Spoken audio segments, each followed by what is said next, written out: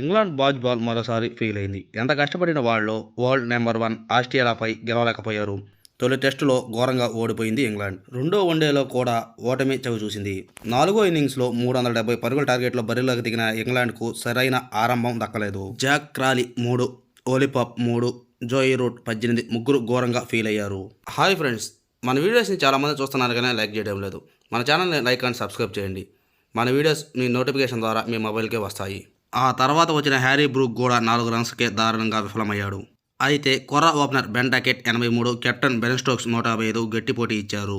Duckett out అయిన తర్వాత వచ్చిన జానీ బరిస్టో 10 రన్లకే వివాదాస్పద రీతిలో అవుట్ అయ్యాడు.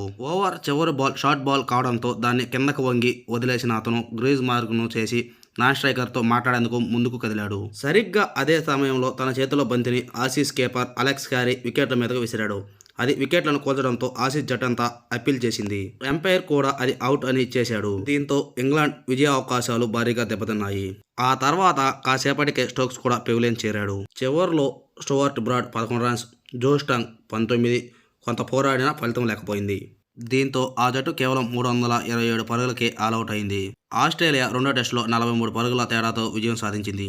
ఈ విజయంతో ఆసీస్ 2023 సిరీస్లో ఆస్ట్రేలియా 2, ఇంగ్లాండ్ 0తో ఆధిక్యం సాధించింది. ఆసీస్ బౌలర్లో Mitchell Starc, Pat Cummins, Josh Hazlewood తలా 3 వికెట్లు తీసుకున్నారు. కామెరూన్ గ్రీన్ ఓ వికెట్తో ఆకట్టుకున్నాడు.